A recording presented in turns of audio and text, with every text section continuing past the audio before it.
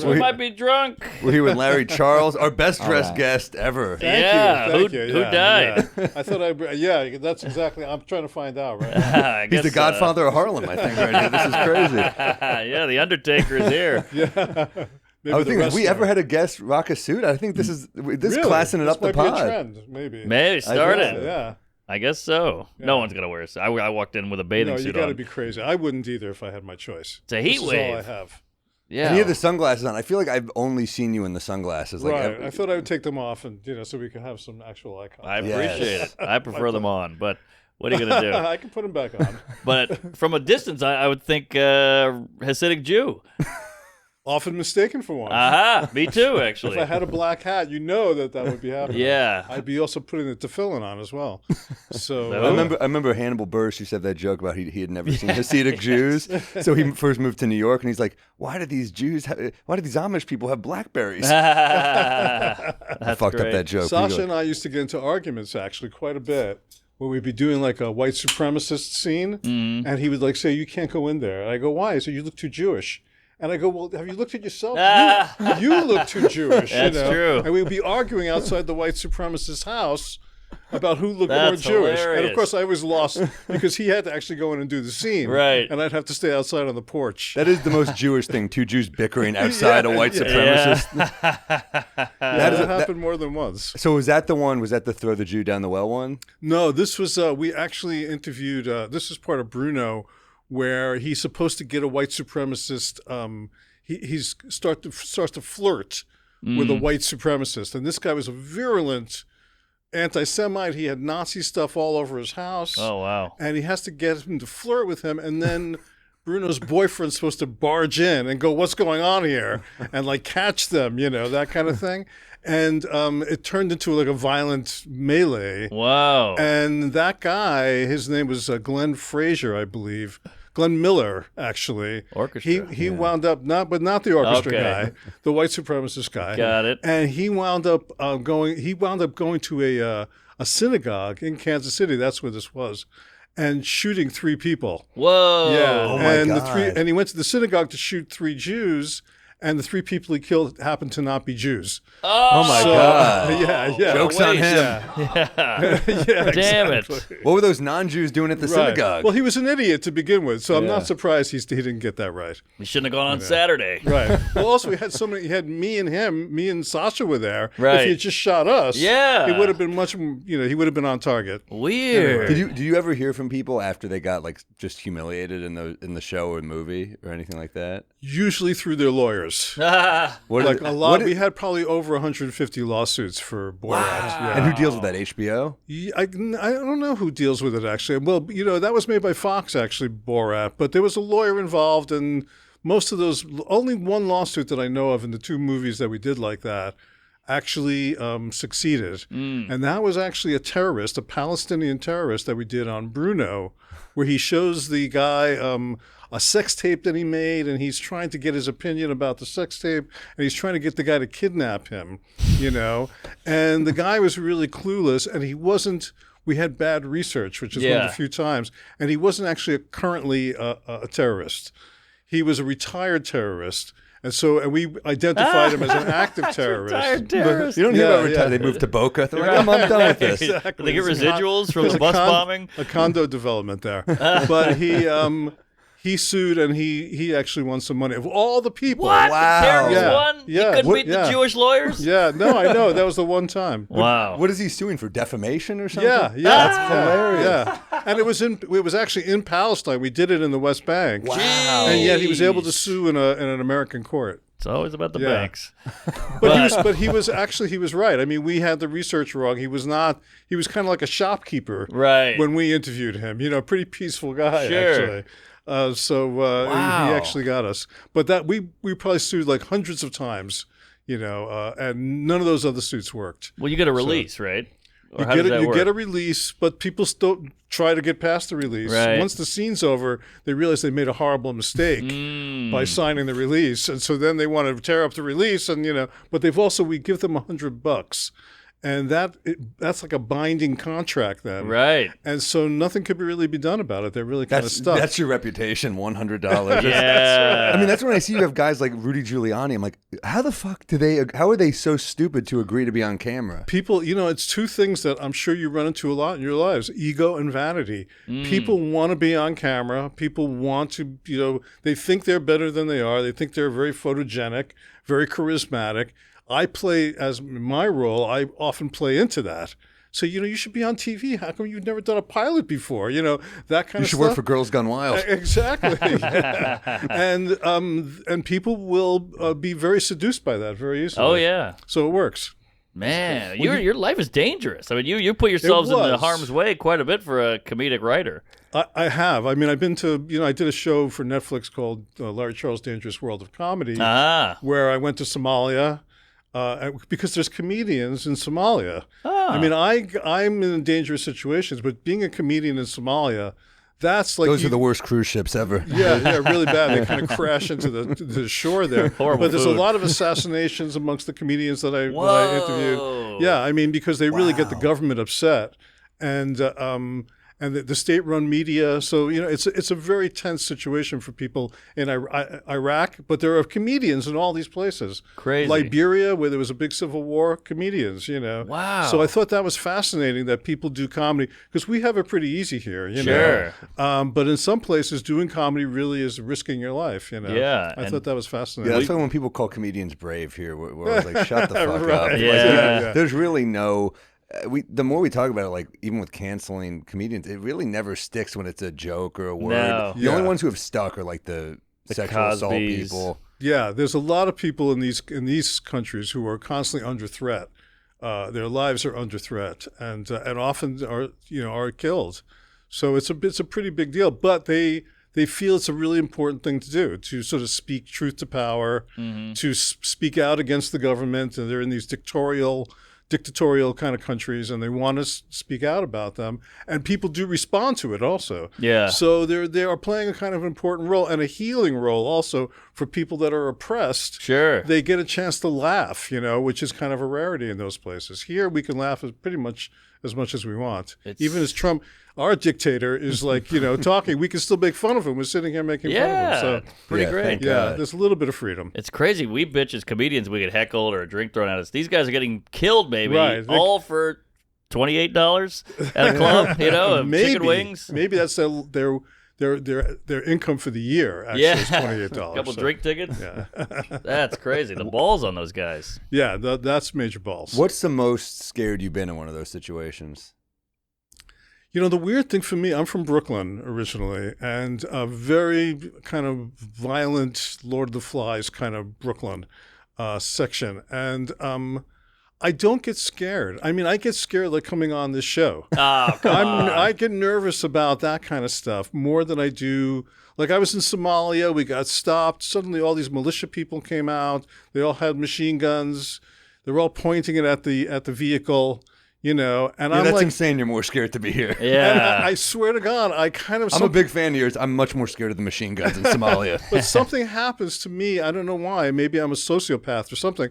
But my fear level goes down. I get kind of calm. I sort of Interesting. surrender.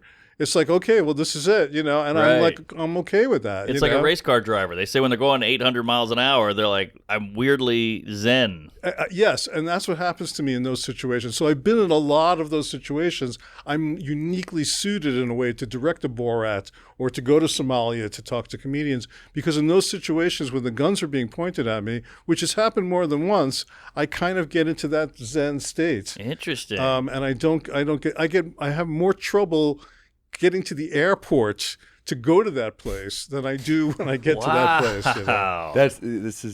It's like the little things are more annoying. Exactly. Yeah. I get what you're Exactly. saying, yeah. I have to go to the airport later today. I'm freaking out about that. But when I got to Somalia, I felt okay. Well, that's why the shows like Curb or Seinfeld are so resonate, because I feel like minutia to guys like us is way more interesting and more important than the big issues of the day. You're right. Yeah. When it's- something horrible happens in my life, I kind of like pause and deal with it. But when it's the little things, I get so fucking angry. Yeah. like Yeah. people violating basic social codes. I mean, that we talk talk about Peeves on this podcast all the time. Yeah, I've written down a bunch for you. hell Don't yeah. worry. Yeah. All right. Yeah, I think comics are good with that. Like, well, I was at a restaurant with a comic on the road recently, and I could overhear people talking about Iran and Trump and Elon and all this stuff. And then I looked at us, and we were in like a 20-minute deep dive on types of toast. You got sourdough, then you got wheat, then you got whole grain, and then you got a muffin, and you got a croissant, and we loved it. It was riveting. Yeah. You remind me, my wife insisted we get a toaster oven,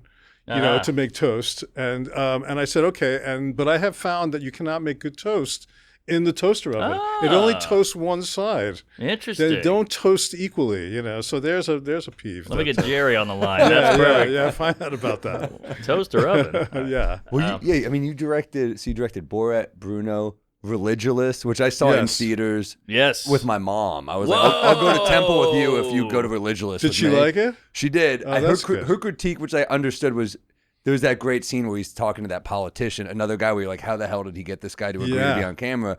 And I was like, I wish there were more scenes like that. I think that was her critique, which I heard that. Yeah. Because like those are when he's talking to people who you're like, well, this guy's clearly just a dumb grifter. Right. It's not as interesting, you know? Yes. But when you're talking to someone who's like, oh, this guy actually has like political influence and power. Right. To me as well, that was more like, oh well, like Bill is smart enough to kind of outwit those people. So I wanted to see that more. Well, of it's that. always hard to get the truly powerful on Sure. camera. Sure. That's why getting politicians, people Because people people know knew Bill. better. Yeah. But they didn't know. Yeah. They didn't know Borat, the character. A lot of these No, people. but they were still like they didn't have the need. They didn't have that ego need to be on camera at any cost. Right. So it's easier, unfortunately, to get people who are on a slightly lower level to agree because they want their day in the sun.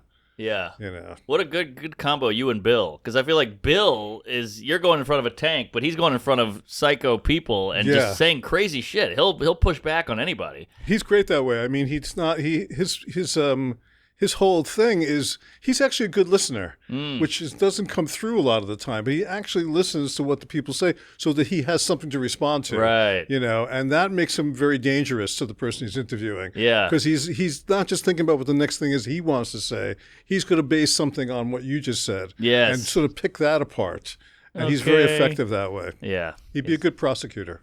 A lot of comedians used to be lawyers. We've talked about that. I mean, That's interesting. Greg Giraldo was a great stand-up, Dimitri lawyer. Martin. Dimitri Martin, a lot of comics. Mercurio. Al Lubell, Oh, wow. Damn. I think. Yeah, a lot of good stand-ups. Yeah. Well, because there's an argumentative quality Yes. to being a comedian. You're a contrarian, Right. and so it makes sense that people who were lawyers would feel sort of hemmed in by that eventually and want to use that same trait on stand-up and just be funny about it. I mean, can you just picture like Chris Rock being an incredible trial lawyer? Yes. You just by the end you'd be like, "Fuck, I do think that way." That's horrible. I'd want him to defend me, absolutely, yeah. I wonder if you could just hire him anyway, even though he doesn't have a license. Yeah, maybe. Yeah. Now, what the hell? You did Jackass. No, I did not do Jackass. I knew it. Sorry. Wait, who did Jackass? Sorry. A guy named Jeff Tremaine. I thought Who you were should have involved. on. Very cool I guy. love Jeff Tremaine. Yeah, but yeah. I don't know why I thought you directed that. It felt No, like I a did Larry not. Charles joint. First 5 seasons of Seinfeld.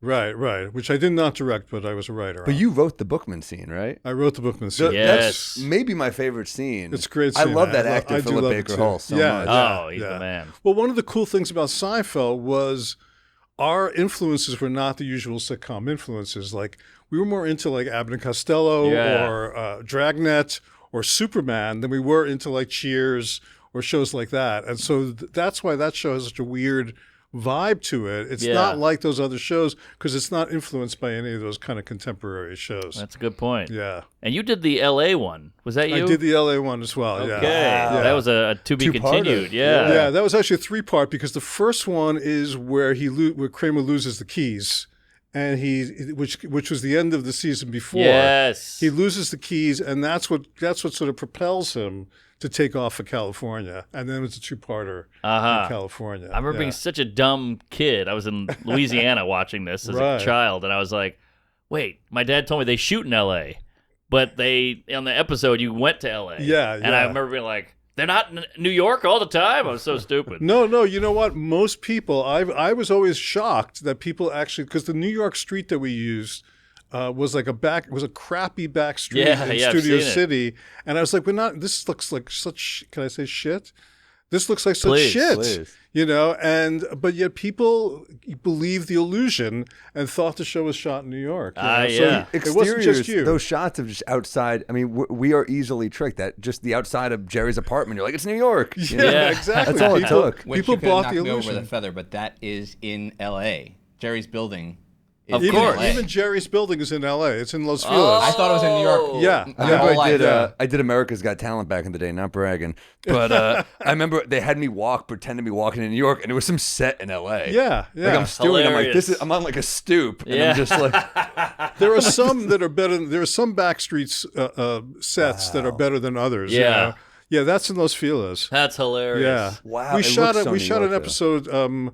I guess it was the limo, which I wrote also. Murphy. Yeah, with Murphy. Yeah. Yes, It's a great yes. episode. That back lot is the Paramount back lot, which is a pretty good back lot, actually. It looks, Okay. if you shoot from the right angle, it could look By the way, real. another white supremacist. Like you're Yeah. writing some. This is dark shit for network Yeah. TV that you're yeah, writing. yeah. He And was a not no Nazi. notes. There was no notes either. So And the joke was the girl, she's a cute Nazi. yeah, exactly. Yeah. And that was the guy from 6 Feet Under was in that. That's right. That's right. Forgot his name. Peter something. Oh, and he Yeah. was on the Sports Night. Was that the Yes, show? He was on Sports yes. Night Yeah, also. he was Good-looking great on guy. that, Yeah. man. Yeah. Yeah. Oh man, that was and they're going to the Knicks game too, right? And that's based on a real Oh, story. yeah. You know, there was a guy named Mark Jaffe who wrote for Seinfeld, who told us the story of a friend of his who got off the plane and didn't have a ride, and so they used to hold the signs. You know, the Yep. drivers would hold the signs. He just said, "I'm that guy," Oh. and he got in the car. And I said, well, "What if that guy was a Nazi?" And that's how I wound up writing that episode. That's comedy. Yeah, Wow. yeah, exactly. When in doubt, make a guy a Nazi. Yeah, That why is not? so Yeah, good. there's the guy holding the sign right there. No relation to the Woody Allen Jaffe. No, not at all. Okay, No, never this guy mind. was from Cleveland. Ah. Yeah. That is such a great episode, and that's also like one of the great episodes that so much of it's just in one setting. You're just in one. Yes. I mean, Yeah. those are like the Seinfeld episodes where, like the famous one where they are at the Chinese restaurant just Yeah, waiting. yeah. It's like a play more than a sitcom almost. It was like a Beckett play. Right. Waiting, instead of waiting for Godot, you're waiting for a table. So it was, that was great. That was Larry David. I mean, he's a brilliant writer. Is that you in the parking garage? That is me. That's another With a episode lot on- more hair and even heavier than I am right now, which is way overweight. I gotta ask. I've been watching your work for 30 plus year, whatever. Did Seinfeld and Larry ever zing you? Just because Seinfeld is so particular about like tucking in the shirt, and I've hung out with him, and he's always like, "What is that? What is that? Yeah, What are yeah. you gonna shave or you're not gonna shave?" You know, like he Well, must have the- given you shit. Well, Larry David also is a very fastidious Yes, dresser, you know, yes. very specific too. The quarter so zip. when you would come in the morning, you would be critiqued. Okay. You know, there was a fashion critique going on at all times, you know. So I got very used to that. In fact, I mean, at one point, and it became an episode, I used to, I was in one room and then they were in like this bigger room that had a bathroom in it. And I used to just kind of go into their bathroom. Because I spent a lot of time in their office kind of talking about stories. And in the middle of that kind of conversation like this, I would just go to the bathroom. Right. But then I started, when I was in my own office, I would just, whatever they were doing, I would just walk in and go to the bathroom. Sometimes I had a magazine with me. Right. I wasn't just going to take a piss. Sure. You know, and I'd be in there for a few minutes.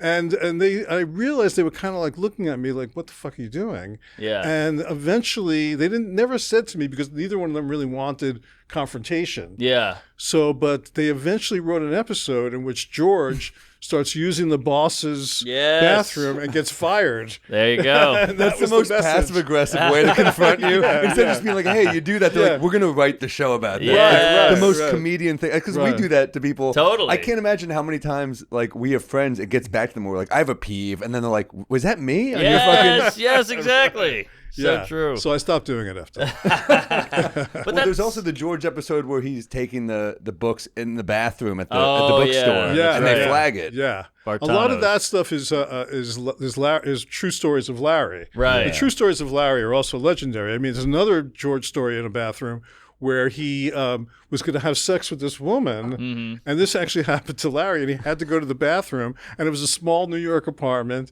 and the bathroom was right off the bed, and he had to actually, instead of having sex, he just left. You know? And that was the end of that relationship. So shooting Curb you did some Curbs. Yeah, Directed for like 20 years, yeah, right? Yeah. Wow. Okay. So. But it's 20 years because like Larry would take 4 years off. Right. Yeah. You know, he really spread them out. So. But was that a little bit of a breath of fresh air? I mean, with NBC, you got these execs sniffing down your back. With HBO, I feel like you get a little more freewheeling. It was, well, first of all, once Seinfeld became a hit, there were no more notes. Oh, okay. You know, So That's no nice. notes on the Nazi episode, which Right, is for right. NBC is crazy. Good point. and the contest, which is a famous episode of The Outing, those had no notes. I mean, Because you never say jack off. right, exactly. There's no bad words. Master, of any kind. but it's wittier to be like master of your domain. Right, Yes, right, King of the Castle. Exactly. Yeah. So there was no real notes, but it was still a structured sitcom. It had commercials. It had to be a certain length. Yes. You know, that could not be, you couldn't waver from that, you know. So Curb was a looser environment. Mm-hmm. Curb was really fun. It was like we'd be hanging out like this, and then we would just go and shoot the scene. You Yeah. know, it was just like very loose environment. Probably the most fun I've had on a set. It was really great. Yeah, that was fun. It's basically a clean comic versus a dirty comic. 'Cause Right. You You could do whatever you wanted, really. But it's the that same was comic. Right. Right. So he's right. it's almost like doing a late night set versus an HBO special, you know? Yeah. To some degree, which is like, Yeah. man, it's so much more fun to be able to say whatever. Of course. JB Smoove, we were talking before we started here about like how there were clean comedians now who are sort of like, it's almost like a trend in a way. Mm-hmm. And but JB Smoove is certainly one of the last of the dirtiest comedians Filthy. around. Yeah, very filthy and hilarious also. I opened for him a few times, and I was like, Jesus Christ. Yeah. And you know, it's funny. I think I've told this story before. I did Caroline's with him, and it was when Curb was getting hot, and he would come out to the ba-da, and it was a lot of yarmulkes in the audience. And by the end of his show, there was like one yarmulke because they would all do Exodus, like in the desert with Moses. A literal exodus. Yeah. Wow. But he was Yeah. hilarious. I mean, he's pouring sweat and just doing crazy stuff with the microphone. And that was the liberation of Curb. It's like there was no language barrier. Mm-hmm. There was no time barrier. If you wanted, it should be 35 minutes. Our original cuts of Curb were often an hour. Wow. And I would like really lobby Larry to put that hour version out because those were amazing. And the weaving of the stories and the Yes. other scenes Yes. that didn't make it. And he was very tied to keeping it to 30 minutes. I mean, But there's some episodes that are like 37. There's right. some- Well, eventually he started to loosen up a little bit and allow the episodes to go because HBO didn't care. HBO would have been happy with hour and a half episodes. They were totally cool with it. So I it was love really that. about his level of control over things. do you think know? it was like, I mean, similar to the show Seinfeld, so concerned with overstaying their welcome? Well, and there is a point to that, I think. Yeah. Also, I mean, Sasha's the same way. I'm not. Yeah. You know, I like things running long. I like seeing sort of like the stuff that's not necessarily the most hilarious, but is really weird or interesting or compelling in some way. But those guys really want to sort of control how much you see, make you want to come back for more, and also only use the A stuff. Yes. You know, yes. and what they consider to be the A stuff, which could be a debatable point. Was there Yeah. ever a thing that you really had to fight him to put back in that he reluctantly let back in and you thought really worked? I'm sure there was. I can remember situations where there were, but not specifically. Okay. Yeah. Well, Yeah. No, a lot of that, I mean, that's the good thing. That's the Talmudic part of this stuff, like we're talking about, you know, the Jews and comedy and lawyers and all this kind of stuff.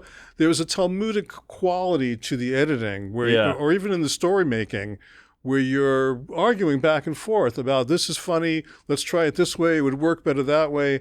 And eventually you hopefully find that synthesis that works. Yeah.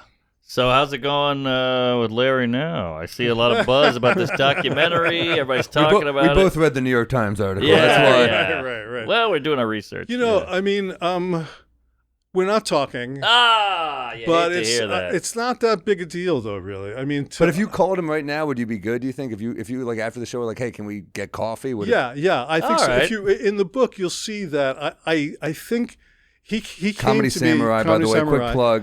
Get it anywhere you get books, right? Amazon, the bookstore. Yeah, it's anything. everywhere. And I did the audiobook also. Oh, so, nice. Nice. But because it's like one long monologue in a way, the Sure. audiobook. He came to me a couple of years before. This is in the book. A couple of years before this all happened, and I met him for lunch, and he said, "Look, HBO wants to bring some new blood into the directing of the show, and so there were a couple other older directors, David Steinberg, Brian Gordon, Bob Whitey, who had been the original director. Oh, yeah. And he said, they asked me to let them go.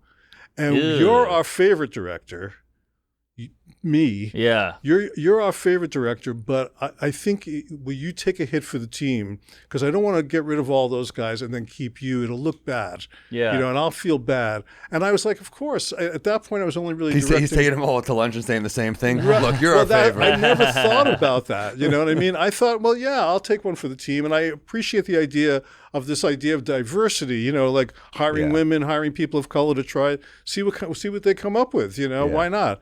And then that season, I noticed that Jeff Schaffer, who's a friend of mine and was running the show at that point, he directed almost all the episodes. Oh, so boy. it was another white guy. And I was like, you know what? I think Larry fired me in his kind of passive aggressive way. Yeah. And that may have been, and then I was like kind of upset about that for a minute. And then I thought, well, you know what? I had lost my temper on the set. That season with all the actors, and I just kind of lost my shit one day for a stupid reason that I immediately regretted, but I did lose it, which happens to directors a lot. So much tension, Was it and Garland? stress.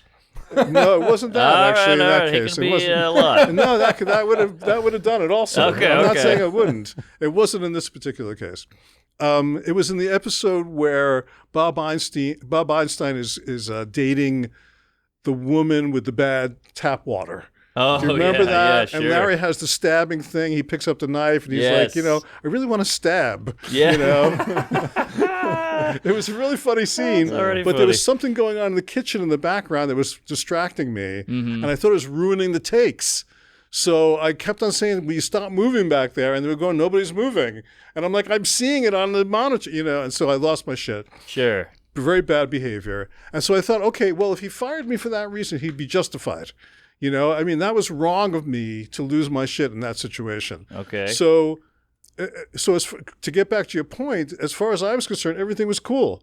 You know, if he fired me for that reason, I understood. If it was a true like attempt to diversify the thing and he just didn't do it, that's cool. Larry could be very passive aggressive. We're both emotional cowards when it comes to like confronting situations, you know? Yep. So that's why a couple of years later, when I went to him and said, would you mind if I'd like to interview you? He immediately said yes. Yeah. And we did the interviews at his house and they went great. And he said they were the best interviews he'd ever done. I would love to see this. Yeah. And then the guy that shot the interviews, the first half of the interviews, the first 2 hours actually, he was the trans Haitian guy. He made sure to get diversity on this one. Yeah.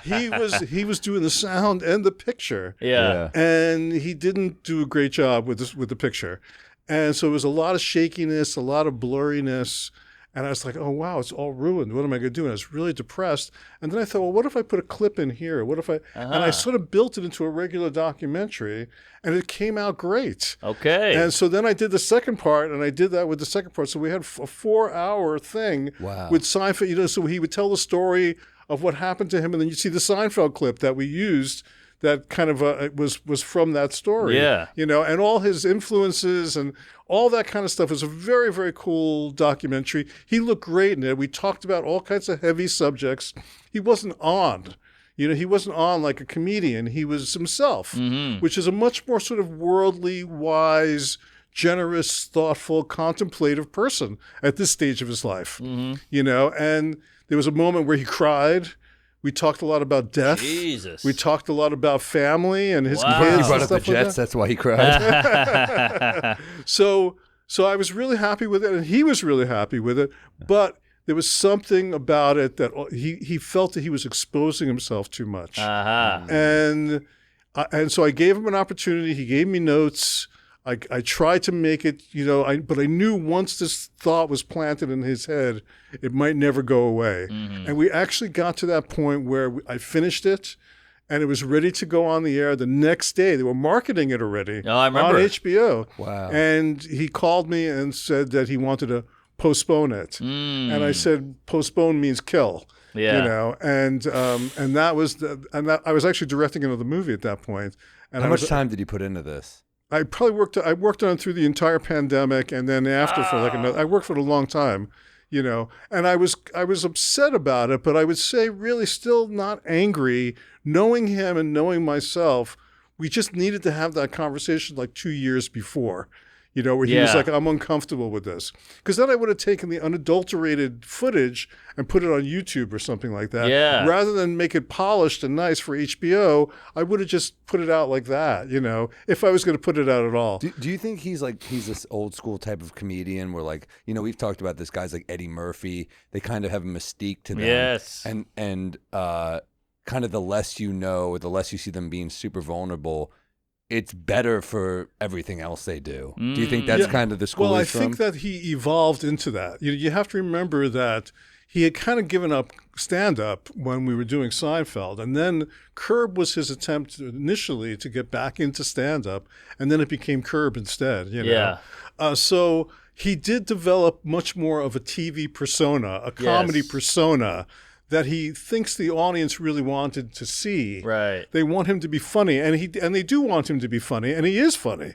But this was more of a kind of a lower key version of him. The version that I knew, I know the guy since I'm like 22 years old. Wow. You know, so I've known all those different levels of him.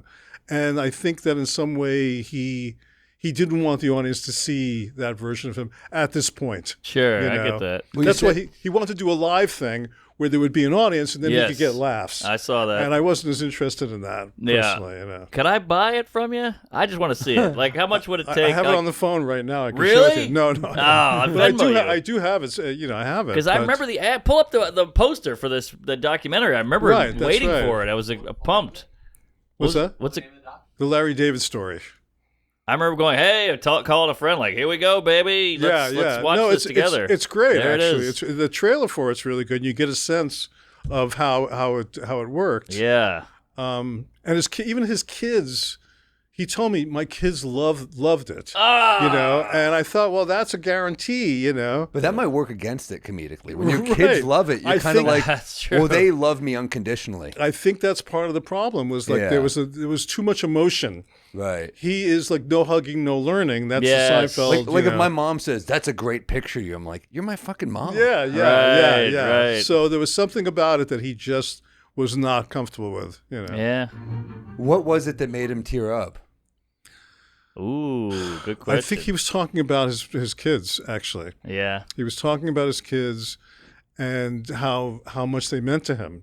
I mean, he had genuine emotion about that. Whereas, of course, if you watch him on Curb, it's all about him not having any feelings about Yes, anything. yes. You know? And no kids. Right, and no Right. kids. Right. That was a choice as well. Yeah. So, yeah, that's what it was. It was about his kids. Damn, not the Yeah. divorce, not his Well, childhood. we talked about the divorce. We talked about the child, but that didn't bring tears to his eyes Got it. necessarily. Yeah.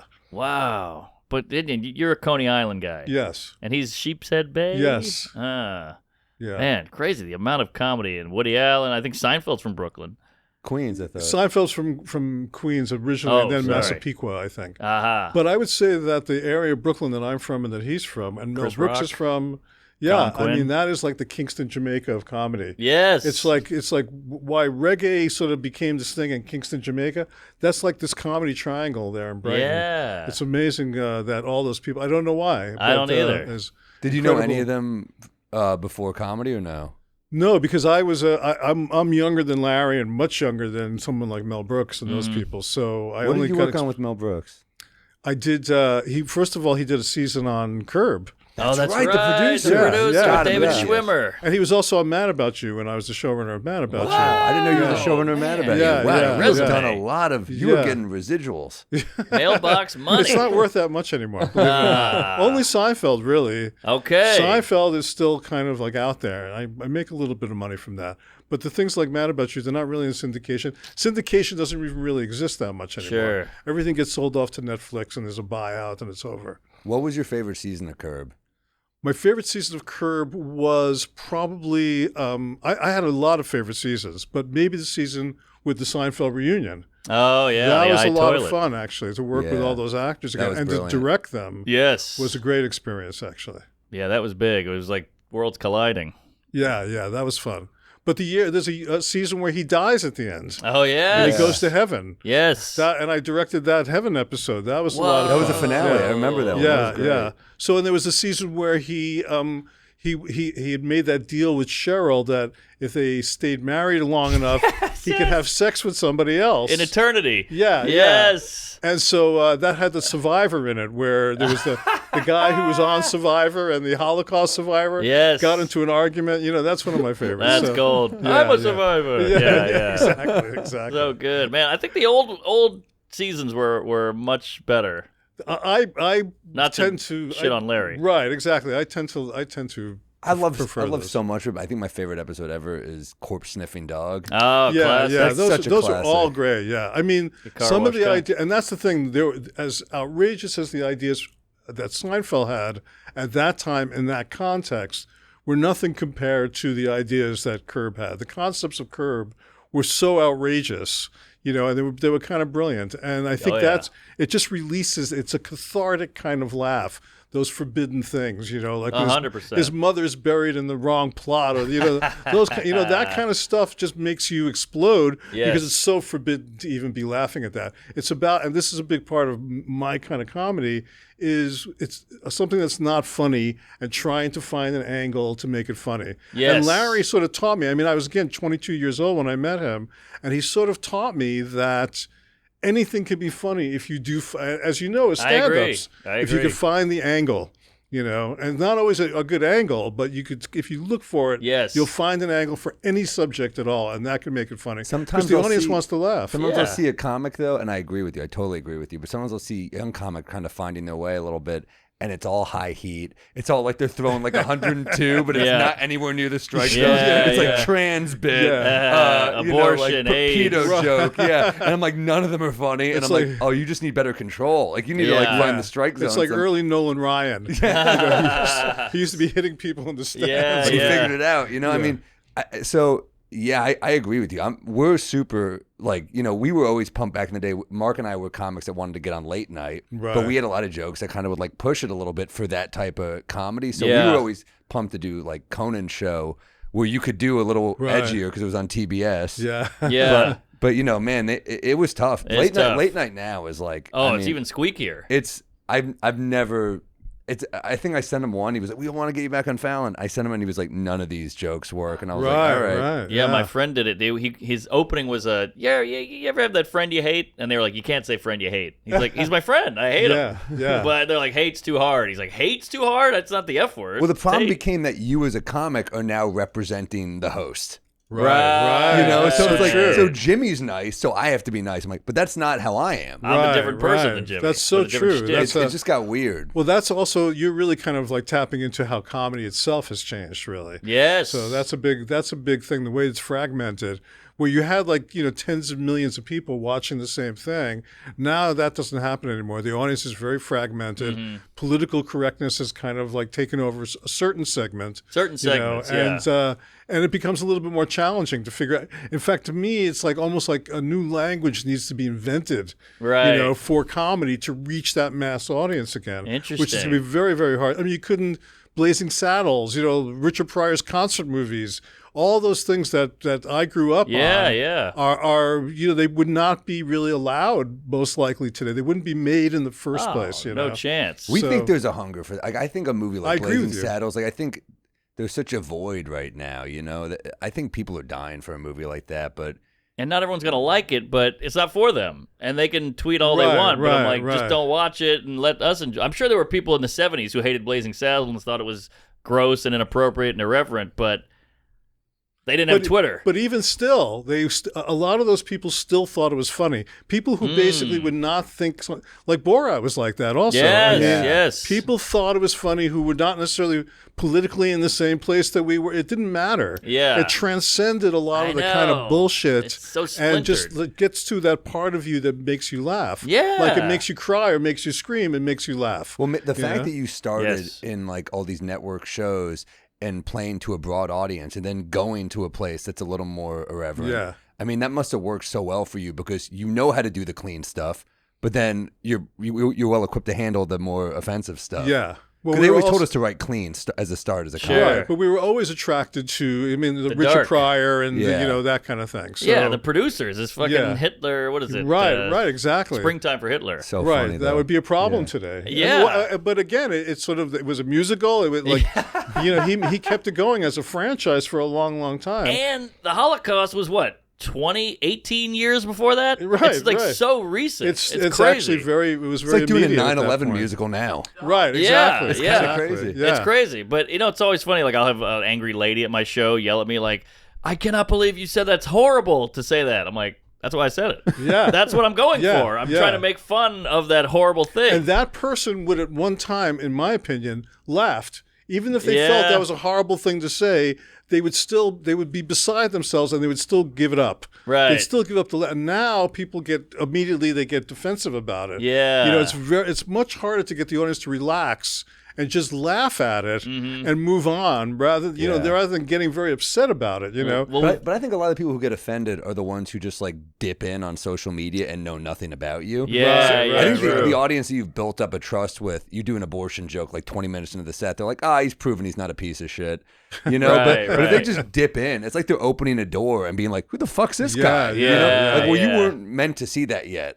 You came in at a weird, it's literally like if you just saw a clip of Ving Rhames getting butt fucked in Pulp Fiction, Sure. but you didn't know the rest of the movie. Right. Like, Yeah. well, there's a point to everything he's doing there. You and know? they're liberally using the N-word in those Right. movies also, Oh, yeah. Yeah. So I noticed that's one of my favorite Richard Pryor albums that you don't have on the wall. Yeah. It was called That N-Word is Crazy, but we crazy, can't yeah. say that word anymore. I wonder, can they even sell that record? I mean, can you sell that I record? mean, and still- Kanye's got some pretty crazy records That's true. out there. That's true. Heil That's Hitler true. and all that. Right. Yeah, we used to have his record up too. We took it down. But, One of the great recent comedy albums.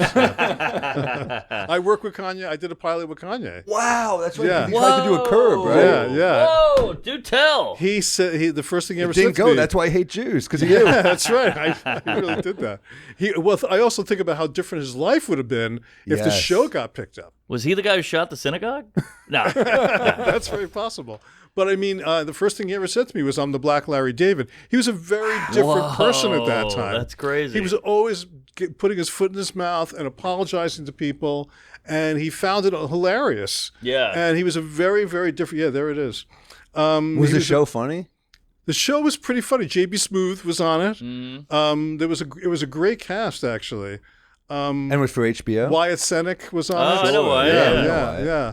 It was for Damn. HBO, and they passed on it. Yeah, but if they had gone for it, he was before Kim Kardashian even. His life might be very different. This is about he goes to see a Make-A-Wish kid. Oh, I love and it. then the Make-A-Wish kid turns out the kid's not dying, you Yeah. know, and it was pretty funny. Could Kanye act at all? Kanye could be Kanye, Yeah. and that's all he needed to be. He was surrounded by very funny people. Well, my friend told me he knows like one of Kanye's agents or lawyers, and it's all Jews. Like the whole team is Jewish, so So it's all ironic, yeah. it's all an act, I Yeah, think, yeah. obviously. But yeah, Well, he may it's have definitely mental crazy. issues. I mean, I'm not saying he Definitely. doesn't, Sure. but it was they obviously had not kicked in at this point. He was a very approachable person, Interesting. Yeah, he was very Wow. cool. We had a great time together. I really enjoyed working with him. Well, there's something amazing. Not to bring it back to Larry, but he somehow like transcends every group. Like he's this Jewish guy from Brooklyn who's bald with glasses, but Yeah. black people love him. I'm not Jewish. I love him. Jews love him. He has some weird. He's so authentic seeming that I think everyone is just on board. That's a key word, though, authentic. If you could project sincerity and authenticity, it will transcend any kind of demographic group. Yes. And I've been, not fully around the world, but I've been to a lot of countries, and even Islamic countries, and people love Seinfeld and love Curb and love Borat, and everybody will come to me and say, "My friend's just like Kramer." Wow. You'll hear that like in Islam, like in Jordan, Yeah. places like that, and that says something about how it translates. Yeah. It really does kind of communicate to almost any person who's a human being who has other human beings around him. Yeah. You're going to connect to those characters. Damn, what's the deal with burkas?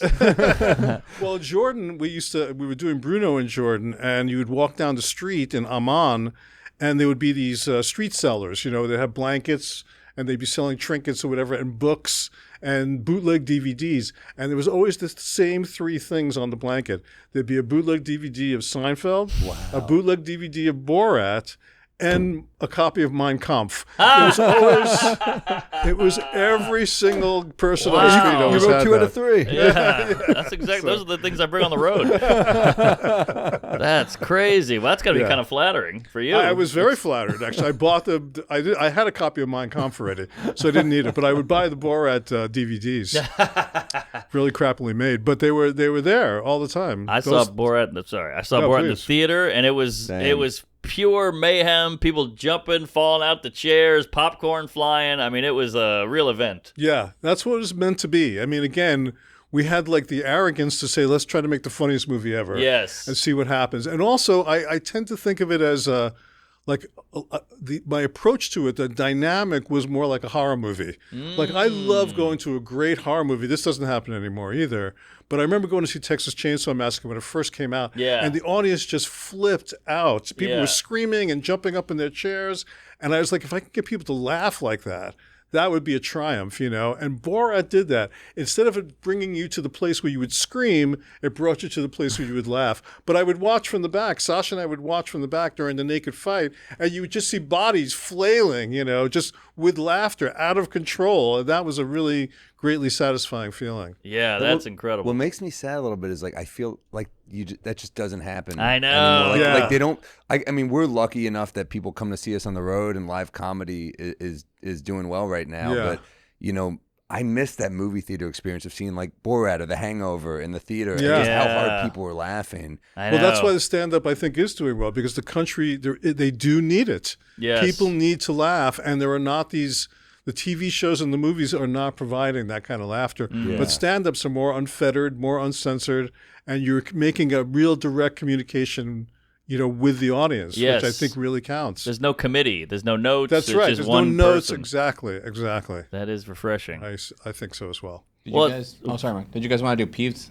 I know that we. I don't know if I have a good. Do you have any good peeves? I got one. I wrote down a bunch, actually. I'm excited because I Let me see don't think if I I can have do this. anything. I'll throw one at while you look. Okay, please. Give me 1 second. You ever have this one where you're at the restaurant and you go, I'm thinking about getting the gnocchi, and they go, oh, I would get the carbone or whatever. The waiter Carbonara. says that? Yeah, like he's like the carbonara. That's the way to go. And in my head, I'm like, I don't want carbonara, but I'm like, I'm thinking about gnocchi, and he's like, telling you the gnocchi's okay, but the carbonara is unbelievable, and I'm like, how do I get out of this one? Because I want the gnocchi, but he keeps pushing the carbonara, and he's already told me that the gnocchi's mediocre, but the Right. carbonara is the way to go. No part of you is doubting your brand, because I doubt my brand. But well, maybe I'm an idiot. You know? Well, of course, I do that too, but I'm just craving the gnocchi. Yeah. And And if you get the gnocchi, and then you love it, then what's this guy going to say at that but is that point? an insult to him? He's like, it's Right, okay, but right. this is the way to go. And I'm just going, I disagree with you completely. Fuck you. I'm getting the gnocchi. I don't know. It just feels hard to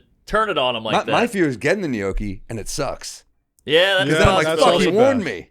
That's Yeah. a possibility, but I Yeah. don't like the too much persuasion with a waiter. Even after I've said I want one thing, he's like, this is better. You should get this. And I'm like, but I want this. I'm not you. It's weird if you ask. It's weird to just unsolicited be like, you shouldn't get that. Yeah, he could sense my insecurity about it, and I think he was trying to prey on that, and that's what was pissing me off. Yeah, and then he's going to judge you afterwards I also. know. Yeah, you have the judgment. Did he get it? I got the gnocchi, and it was not great. But I could just tell he went back to the kitchen like, I can give the guy a gnocchi, like he was rolling his eyes. He was Make it offended he particularly spit in bad your also. food. Yeah, right, exactly. Yeah. You couldn't possibly have liked the gnocchi. So that was a peeve. Mine are much more lame, I think, actually. I'm excited to hear him. Going slow in the fast lane. That's The a good- that's a peeve. worst. I I'll don't double down. understand what the logic is behind that. Also, the slow walkers. Are Same. The slow walkers. How about the guy on the airport moving walkway who's like all over the thing? Oh Right, my There's right. God. just get to the side. yeah, make a choice. Yeah. It's not that hard. Make a choice. Speeding up when you're trying to get on the freeway or trying to get in a lane, and the person decides to speed up to not let you in. Oh, that's what blatant. how angry is that person? These are very LA peeves. These are LA. So far, they're all on the freeway. These are all. Malibu fires. I was texting these as I was He's driving. like, Newsom? We're like, oh, shit. Like ice raids. here's another LA one. Stopping at a yellow light when they had plenty of time to go through. Yes. Yeah. What is that? You know, you got it's just turned yellow. Why are you stopping? Live now? a little, you Yeah, coward. go through. It's a short street. It's not a big boulevard. This is why I don't drive. I'm all your peeves right here. Or the person who doesn't make the left on the red as it's changing from yellow to red. You got to do that. They wait. They wait. They wait. Again, coward. Live, damn it. There's also the people who don't pull over for the ambulance.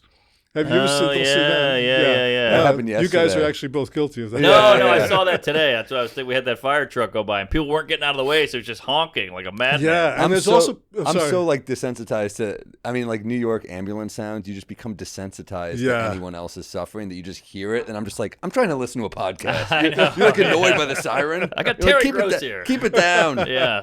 There's a lot of people also, and this is an LA thing too, who use the ambulance to have an excuse to go fast. Oh, yeah. I've done that. They I've get done it. They that. get behind the ambulance and they speed up. Yeah. Yeah, my dad was an ambulance chaser. Oh, there you as go. A lawyer.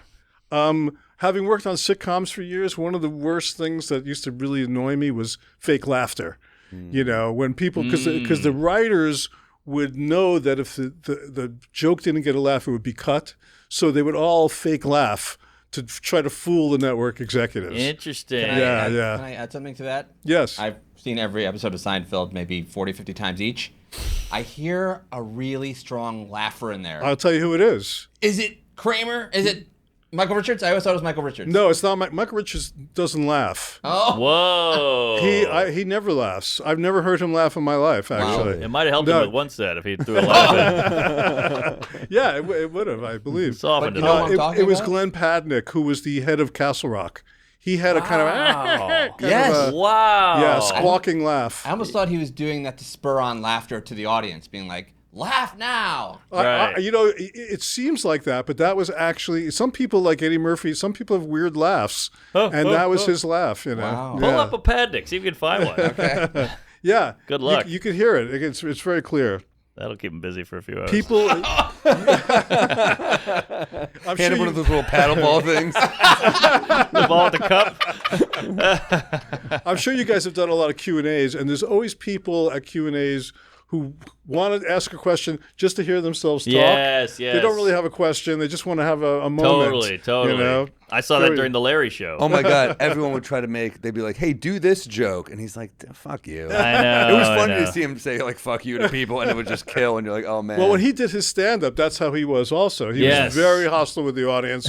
If he didn't get the laugh he liked, he would throw the microphone down and walk off. Yeah. I've seen him spit at the audience, Whoa. like Johnny Person. Rotten. Yeah. I mean, I don't think he's actually wound up spitting on anybody, but just like spit in anger, you know. Like, "Tuh." He walked off quite a bit, yeah. Damn. Spitting. Never done that one. People who don't realize you're in a hurry and monopolize your time. Yes. I'll add to that one. When you're already like 10 feet down, and they go, "Oh, one more thing." You're like, "Oh, I was so close. I know. I was so Out. close to getting away." Yeah. You were out and they pulled you back in. it back in.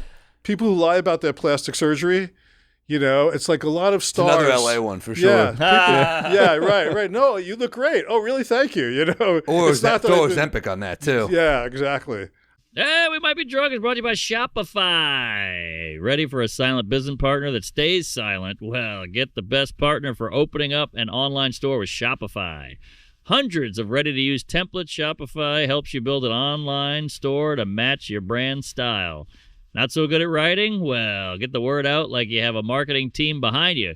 Easily create email and social media campaigns wherever your customers are scrolling. Shopify is your commerce expert with expertise in everything from managing inventory to international shipping to processing returns and beyond. If you're ready to sell, you're ready for Shopify. Turn your big business idea into cha-ching. Shopify. With Shopify on your side. Sign up for $1 per month trial and start selling today at shopify.com/drunk. Go to shopify.com/drunk. That's shopify.com/drunk. Cha-ching. Your old school habit just got a serious upgrade. When it comes to your nicotine fix, Lucy Breakers gets the job done. They're nicotine pouches with a surprise inside. Each one has a capsule that you can break open to release extra flavor and hydration. Yeah, I mean, this is what you want right here with flavors like apple ice, mango, berry citrus, espresso, mix and match every time. Lucy even comes in both 4 and 8 milligram options, so you can choose how much of a kick you want. I have a friend, she's always using this. She loves it. I mean, this seems like a great product. Let's level up your nicotine routine with Lucy. Go to lucy.co/drunk. Use promo code DRUNK. 20% off your first order. Lucy has a 30-day refund policy if you change your mind. Again, that's lucy.co and use code DRUNK to get 20% off. And here comes the fine print. Lucy products are only for adults of legal age, and every order is age verified. Warning, this product contains nicotine. Nicotine is an addictive chemical. What if you could delay your next 2 mortgage payments? Well, imagine putting those 2 payments in your pocket and finally getting a little breathing room. It's possible. Just pick up the phone and call American Financing. If you're feeling stretched by everyday expenses, you're not alone. Most Americans are putting these expenses on credit cards, and there doesn't seem to be a way out. American Financing can show you how to use your home's equity to pay off that debt. Call American Financing today before you get to a point where you can't make those payments. Their salary-based mortgage consultants are helping homeowners just like you restructure their loans and consolidate debt, all without upfront fees. With customers saving an average of $800 a month, it's like a $10,000 raise in your pocket. Tell them how. It's fast, it's simple, and it could save your budget this summer. Call now before it's too late. Call 855-581-5828. That's 855-581-5828. Or visit americanfinancing.net/drunk. People who talk with food in their mouth, and this is something that I'm guilty of. You know, that I've tried. My wife's constantly trying. It's like, close your mouth. Yeah. You know, it's like I'm trying. You know, I'm trying. I can't breathe. You know. Yeah. So, but that is, I don't like it when I see people doing that. No, either, no. so. The Lewis Black episode of Comedians in Cars Getting Coffee. It's hard to watch because he's such a gross eater. And we've had Lewis on. He's a great guy. love Lewis, but Yeah. even Seinfeld was like, dude, you're 50. He said something? Yeah, he's like, what are you doing? Like, watching you eat is really, really off-putting. Or he says something like that. People who went to Harvard and always mention in every conversation. Yes, that's a big one. That's a big one. And finally, accusing someone of a pet peeve that you're actually guilty of. That's one of my biggest pet peeves. Way to tie it all up, Blair. Thank you very much. Well done. Boy, right. look who does the homework. This is why you're successful. Well, I felt pressure. You know, I told you this is where I feel the pressure. It's like to be on your show. They said, well, you have some pet peeves, and I don't think I have any. And then I started working on it. You know, Yeah. so. Literally had guns drawn on him, and you felt pressure with this. Yes, yeah, amazing. exactly. Pseudo, like you're But I'm going to glad I court. did it, though. I feel much better now. Yeah. Now, how did you get in with because you're a Brooklyn guy? You started on Fridays. Was that Yes. how you met Larry? I Yes, assume. yes, And that's right. Michael Richards. Yes, Wow, that must have been a big get when you landed that gig. Friday. I was Yeah. a bellhop. What? I was a bellhop before I was a TV writer. That was my Jeez. last job. And I was also writing for a few comedians, and there was one of the comedians, this guy Darrow, was the black comedian on Fridays, and his wife was an editor of Chic magazine, which was kind of like a Larry Flint publication. Ooh. And I had written for Screw magazine. This is when I was a teenager. I Your used to credits write, got way better. yeah. I used to write humor, like porn humor for Screw, and I was really happy about it. I got Sure. published and I got paid and everything. Nice. I wrote porn novels, which was a big thing at that time. Never heard of Screw. Yeah. That's Oh, cool. yeah. It was. I don't think it's out anymore, unfortunately. It was pretty Oh, interesting. nice. But I wrote comedy stuff for that, and so I thought, well, I'll write some porn humor for Larry Flint stuff, and I called her up because I'd already been writing for Darrow, and Darrow was in the office when I called her up to pitch the porn humor, and he said, hey, I just got cast on this TV show. I told him about you. I don't know what happened to you. I haven't heard from you for a year. Why don't you get your material together? They'll read your material. So I didn't even have a typewriter. I mean, this is all handwritten stuff. And I hitchhiked to the interview, and they liked my material. Hitchhiked. Yeah, I hitchhiked, and I gave them handwritten material. Wow. And What was like your best bit? Do you remember any of that stuff? no, not. I really don't remember actually right now. That's Yeah. such a long time ago. And I said to them at the end of the interview, it's in the book actually, that look, I don't care if I don't get. I don't know what propelled me to say this to them, but I said I don't care if I get this job or not. You know, all I care about is don't hang me up. You know, tell me that I have it or I don't have it. I Yeah. can handle the rejection. I like that. And I left. I hitchhiked back to my apartment on Cherokee and Hollywood Boulevard, and the phone was ringing, and it was Jack Burns, who was the producer, and he said, I have good news and bad news. The good news is I'm getting back to you. And my heart sunk. And then the bad news is you're hired. And that's how I got hired, you know? That's great. And so I went from being like literally a bellhop to being a TV writer. Well, now, when you hitchhiked, did you look like the Larry we know? With the beard and the glasses? I had just been a bellhop, so I was actually clean shaven. Yeah, because I could see people going, "We're not picking up." I had to go out and get a shirt though. I didn't have I had like all in my black and whites. That's all I had from being like a bellhop. You know, right? I was also a parking valet. And those are the kind of jobs. That's what I was going to do for my life. I mean, I didn't see any way out. You know, and then this came along, and I got very lucky. For a Brooklyn guy. Good amount of driving. A lot of driving, yeah. A lot of accidents that people didn't know about also. Check the other side of your car when you valet. Because it's the passenger side where the dents take place. Good to know. I'm a New York guy. I cannot really drive at all. Yeah. Never really got it. But so you go from Fridays to Seinfeld. No, I go for about 7 years. After Fridays, I thought, oh, this is it. I'm in. You know, I'm in show business. Yes. You know, and then I didn't get a job for 7 years. Wow. And just kind of like bummed around and, you know, worked here and there. I wrote for Richard Belzer. I wrote for David Steinberg. What was Belzer like? Belzer was great. He was a really cool person, except, you know, because he was like so spontaneous on stage, he wasn't really good with material. You know, he wasn't really good at the memorizing and all, you know, working it out. He liked to just come on stage and wing it. Yeah. And he was really good at that. But for a long time, so he didn't have that kind of level of stardom. Like Robin Williams, all these guys used to come and watch him. And like Larry was like that also. Wow. They were like cult comedians, you know? Yeah. So, but he was very cool to me and very warm to me and very mentorish to me. So, and he had an interesting life himself.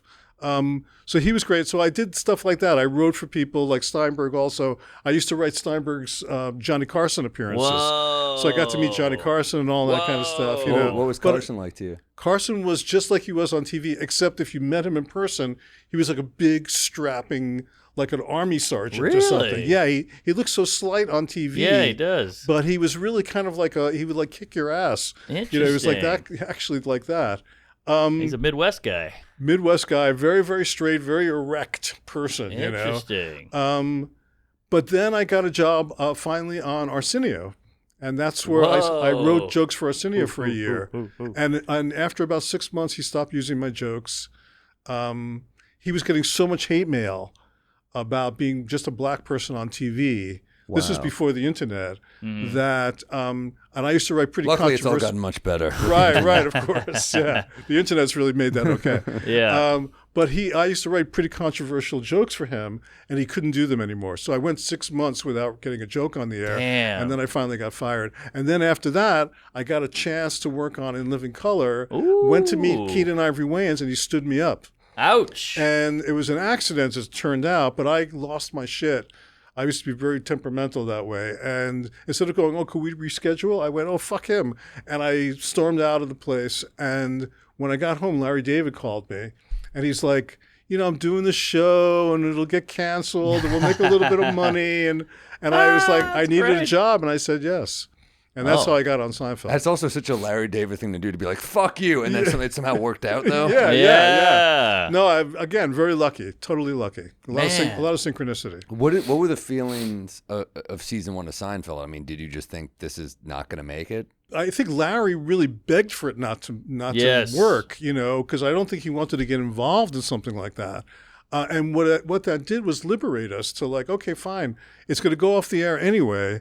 Let's just do what we want to do. Let's make it as funny as we can, what we think is funny. Mm-hmm. Don't worry about the audience. Don't worry about the network. Let's just do something we think is funny. And in a way, that was the key to the success of the show. Oh, I love that. Yeah. But you had to have, was it Ludnick? What was that guy's name? Yeah, there was Glenn Padnick and Rick Ludwin. You put those together. I put them together. Yeah. They were like one person. But he let you breathe a little. He let the show evolve and find itself. Well, the show failing in the ratings. We were losing to Jake and the Fat Man and, you know, all these really lame shows. But in a way... I don't even know what that is. I remember that show. You should check it out sometime. It's basically a great premise. It's about a fat cop. Yeah. That's the premise, you know. Look at the Fat Man. Yeah. That was Jake. There's the Fat Man, yeah. No, I'm just kidding. Yeah. So there's Jake on top. Joe Penny, his name was. Man, this show would not. It'd be Jake and the body positivity, man. Jake and the guy who's trying to lose the weight. Yeah. But yeah, so we were losing to shows like that, but they had nothing else to put on, and they left it on a little while, and then they finally had the idea of moving it after Cheers on Thursday nights, which was that must-see TV time. And Larry's response to that, I remember it very well. Warren Littlefield said, "We want to move the show to Thursday night after Cheers." And Larry said, "Anybody who's not watching it on Wednesday can go fuck themselves." And everybody went, no, wait. And they talked him into doing it, and the show immediately exploded. Did he not realize they're trying to help? Like it's a good lead-in, right? He's a very stubborn guy. Yeah. Yeah. Damn. I guess so. So what season was that when they moved it behind? That was, I think, in this. See, again, I get to see because it was a pilot, and then there was 4 episodes, then there was 13 episodes. That's how long it sort of dragged on for until finally the 22 episode year. And I think it was either that year or the season after that it moved to Thursday nights. I can't really remember anymore. Yeah. What a run. I mean, you were part of, I would say, the best sitcom of all time. Well, the fact that it You still could say has 2 of them. Yeah. True. The fact that it still has resonance, that's huge. the shocking part, that people still treat it as if it's a current show. Yes. You know? Right. I mean, people quote the lines. It's like when I was young, The Godfather was like that. Yeah. Everybody used to quote The Godfather all the time. Totally. You know? Keep your friends close, keep your enemies close, whatever Making that up, was. you can't know. refuse. Yeah, exactly. Leave All the gun, that stuff take was the fun. And cannoli. that's how Seinfeld is now, Yeah. you know. Not that there's anything wrong with that. Yada, yada, yada. I mean, those things have become part of the lexicon. Yeah. incredible. My Why? wife, You know, it's just an amazing phenomenon, you know. my wife is younger than me. She's 11. But she watches Seinfeld every day. It's very courageous of you to admit that. Thank you. Well, you know, I'm Islamic, but she watches it every day to go to start getting ready for bed, and it's just in the house, and it's just part of. And I think that's part of the big part of the country. It's like church. It's like you go to church every Sunday, you hear the same sermon or whatever. It's like that's what Seinfeld. People want to check in again. Yes, with it, you know? yes, and there's no cell phones in it. There's no Teslas or EVs or whatever, but it still resonates. Yeah, it's about the technology emotion. plays a very important role in comedy, I think, though. You know, I agree. There was no cell phones at that time. How different the show would be with God. cell phones, you know. It'll It'd be be a very whole different. new bag of mishaps with Yes, cell exactly. phones. What when you left in season 5, what was the reason for leaving, and did they kind of try to keep you there? Yeah, I mean, I was locked in. I mean, I could have stayed forever there. I mean, I was senior person already at that point.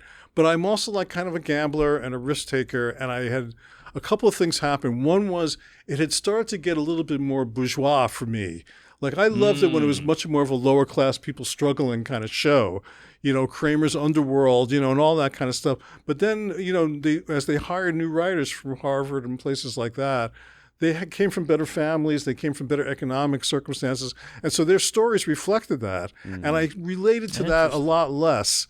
You know, it just didn't seem like the Charles Bukowski kind of world that I was kind of interested in, you know. The other thing was I had kind of run out of stories.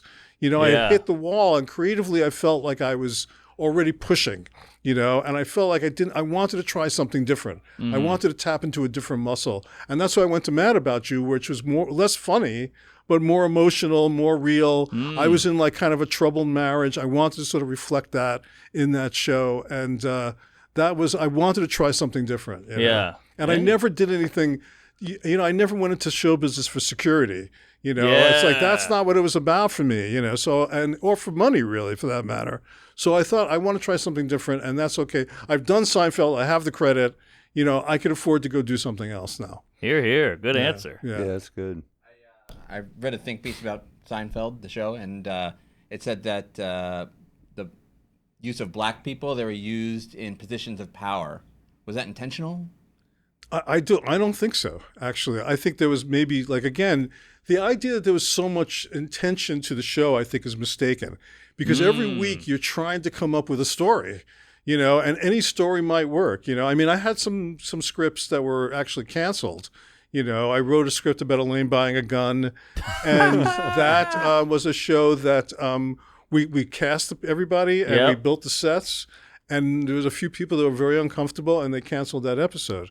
I also wrote an episode about I don't know. Do you guys know Mario Joyner? Yeah, sure. Yeah, so Mario Joyner's a good friend of Jerry's, and I thought I'll use him in the show. And so I had a scene in the coffee shop where he ordered a salad, and George says, "Wow, I've never seen a black person order a salad before," and that upset everybody also. So I don't think there was too much of that kind of intentionality in terms of who played what. It was just like, who's the funniest? What's the story going to be? There was a desperation every week to come up with a good Seinfeld story. Is it true that Elaine came in, or sorry, Julia Louis-Dreyfus came in and said she didn't like her plots in the beginning?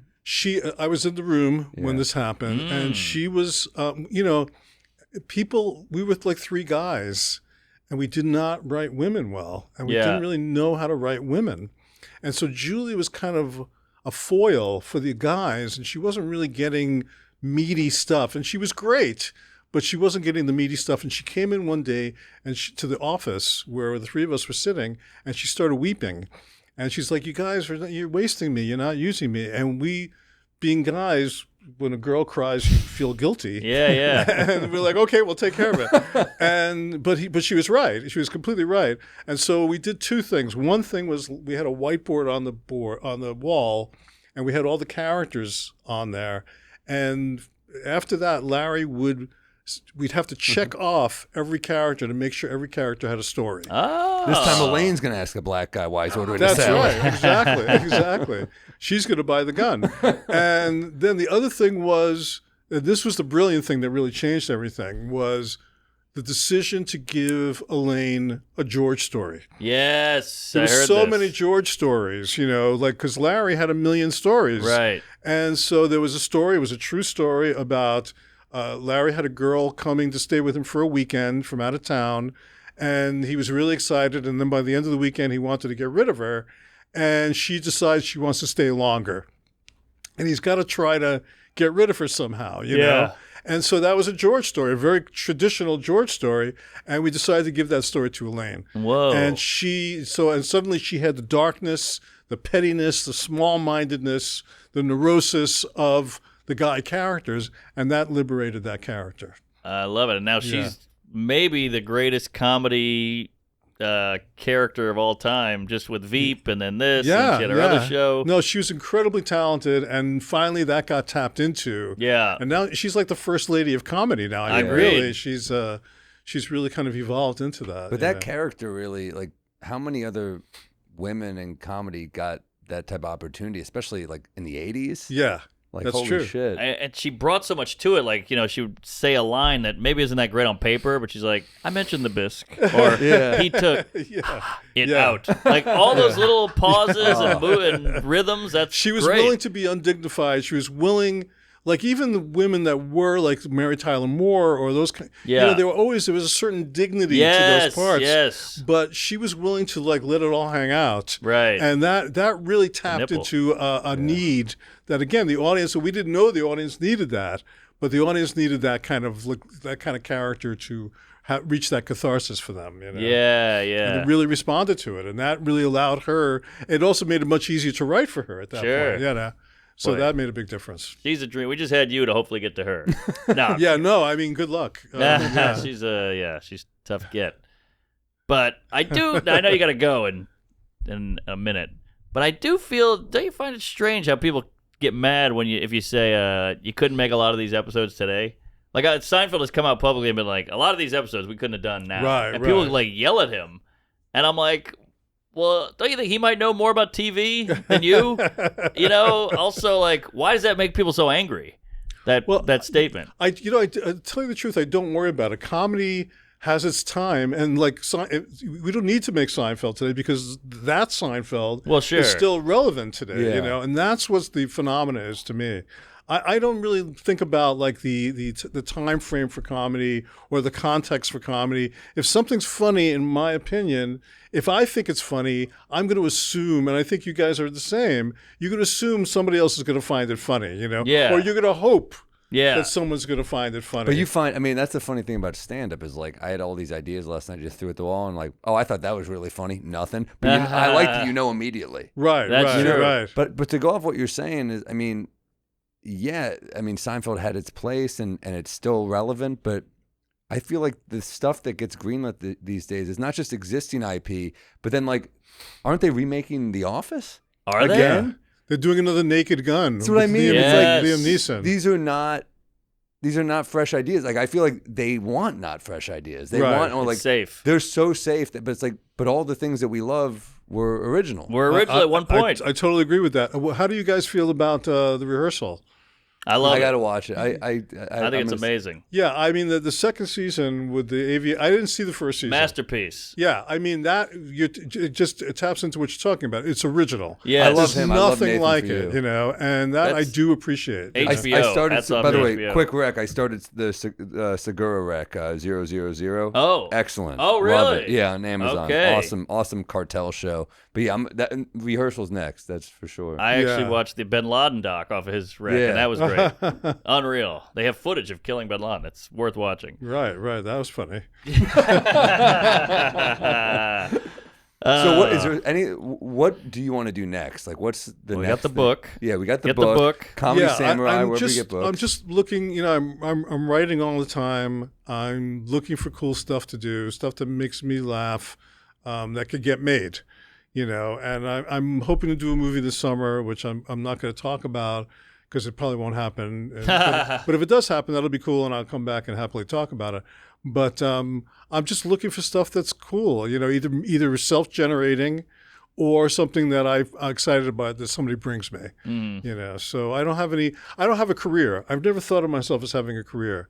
I just kind of gravitate, and I've been lucky enough to gravitate to cool things that I think are good. Definitely. And I just do those things, and that's my life, you know. And I haven't had like a plan of any kind. That's cool. I've just been sort of like a pinball, just banging against the walls. You're you like know? Kung Fu. You're just kind of Yeah, going well, through life. I'm and- Comedy Samurai. Yeah, there you go. There you go. I would say maybe, now feel free to kick me in the balls here, but the Rick Rubin of comedy.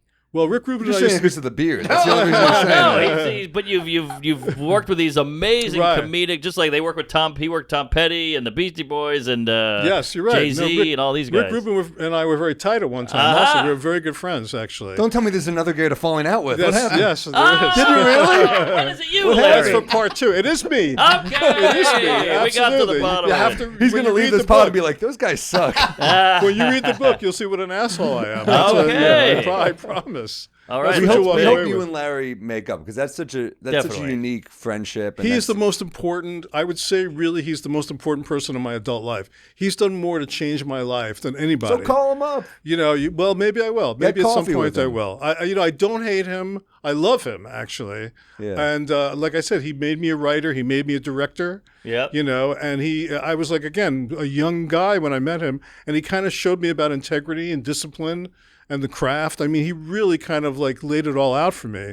And so I have deep gratitude towards Larry David, and I always will. It's the shit part of this business. It's a business. Like you and Larry, you're artists, you're writers, you're creators, but the business part makes people have to get fired and disconnect. Like Yeah. me and him shot a show, and then some guy bought it, and they're like, "Well, what do we need him for?" And I'm like, "No, we got to keep him in." So we're Right, trying to right. keep him in, but it's a whole thing because it's business now. Yeah, well, There's money and involved. business has a lack of ethics. Yes. And Ironically. artists have ethics. you Isn't that know, weird? that's what- yeah, Should it be is the other way weird. around. It But you should got be. to I think your friendships in this. I mean, that's literally why we started this pod. Is like, you know, Right. Mark and I were open micers together. We've been friends forever, and we after reading your interview in the New York Times, we were talking about. We're like, man, I hope we're friends when we're older. You know? Right, Yeah. right. Because the friendships in this are so important. The business is one thing, but like, you know, you and Larry have made incredible stuff together. And been friends for 40 years. Yes. Long fucking time. So this is a Yeah. blip. This is a hiccup. Yeah. in a long Yeah, exactly. friendship. Exactly. and the Absolutely right. fact that the documentary got, you know, killed sucks, but like, you know, I hope you guys figure it out. You'll figure Yeah, it out. yeah. 100%. Well, like I said, I don't think there's any hostility, really. No. You know, it's just like the way, you know, life, you know, I'm sure you guys have friends that you've drifted apart Yeah. for all kinds of reasons. Sometimes people die, but it's not always that. It's sometimes you just drift apart for one reason or another. Somebody marries somebody you don't like, or, you know, Right. that's another pet peeve thing, maybe. But shit happens, you know, and that's really true. And so that's sort of the situation here, you know. And so Yeah. by the same token, things could, as they unravel, they could re-ravel. Definitely you know. re-raveling. So, yeah. What'd you say? Oh, I was going to say that Sam had a girlfriend that disliked Mark for Yeah. a while. Oh yeah. And I was like, Mark, are you afraid this is going to drive a wedge between you two? He's like, I'll be around when she's gone. I'm not going anywhere. I'm here. And this is what's great about Seinfeld also, not to come back to that, but I mean, we did an episode Larry had a girlfriend who nobody really liked and wouldn't say anything. And then he broke up with her, and everybody just exploded with like, "Oh, we hated her." And then he got back together with her again. You know, and so I wound up marrying her, actually. Oh, the environmental chick? Yes. Oh, yeah, I could tell he she was wound a up got coos. divorced anyway at some point. But that's a big universal problem. Now you get to be like, I was right. Yeah, exactly. But she went all the way to the bank. That's right. She got that Seinfeld money. That's Well, right, exactly. The book is Comedy Samurai, Larry Charles. I'm definitely going to check it out. Awesome to talk to you. Awesome to meet Yes. you. Oh, man, it was great to I meet could you. do Great 2 to more meet you hours. guys. Thank you so much. Yeah. You've shaped my whole comedy influence. Well, we'll do it when he leaves because he's got an out. But all right. Thank you, Larry. You're All right, the my man. pleasure, man. Boy, Thank it's you an guys. honor. Thank you. Really appreciate it. Yeah. Thanks, man. Good luck with the bris. Yeah. August 7th, I'll be at the Wilbur in Boston. August 24th through 22nd through 24th, I'll be in Irvine, California at the Improv. The next weekend, I'm in Oklahoma City at Bricktown Comedy Club. September 19th, I'm in Las Vegas, Nevada at the Venetian. Then we got Rochester, New York. And then we got Chicago Theater, October 4th, Winnipeg, Canada, October 5th. And we just are adding now a Euro tour that month. So it should be on my website now when this comes out. But we got like Barcelona, I believe Lisbon, Paris, Amsterdam. Holy shit. London, Dublin, Manchester, and Berlin and Wow. Milan. So I'll be all over. So that's why we're back loading pods here. But all over Europe. Tickets on my site. Then we got Salt Lake City, Reno, at the Atlantis, and then I will be at Carnegie Hall, New York City, December 4th. So please buy tickets. I can't wait. No Iran, no Tehran. I'm working on it. All right. Bunker Buster. Hey, I'm at the Cape Cod Melody Tent. It's an honor to play there. It's like a legendary spot in Hyannis. Oops, sorry. Then we got Foxwoods, Connecticut, Ben Salem, Pennsylvania at the Parks Casino. Then we're off to New Zealand, Melbourne, Sydney. We're adding shows, Adelaide, Ooh. Perth. Then we're off in the Hamptons for a little fun in the sun. Calgary, Vegas at the Palazzo Theater at the Venetian. And Dallas, we got a bunch at the Improv. And Akron, Dayton, Halifax, Ottawa, Huntsville, Hattiesburg, Mississippi. Boulder, come out to Boulder. We're going to shoot that for hopefully a special. We're going to try to get it in 2. And then we're off to Europe for a little vacay shows, bullshit, Oslo, Helsinki, Dublin. And then we're back in Valley Center, California at the Harrah's Resort. And then Magoobies to write a new hour. So I got to go to back to Baltimore. work. Back to work, baby. You don't give yourself a fucking moment. No. Talk I about hate highs myself. and then lows. Yeah. Athens to Timonium. Washington, D.C. at the Lincoln. Love that room. And, the MarkNormanComedy.com. We're on Punch Up. Bodega Cat, you cum guzzling Nazis. Get yourself a drink. Live it up and have a fun summer. Love you guys. Comedy. Sunday's the day for my next offender.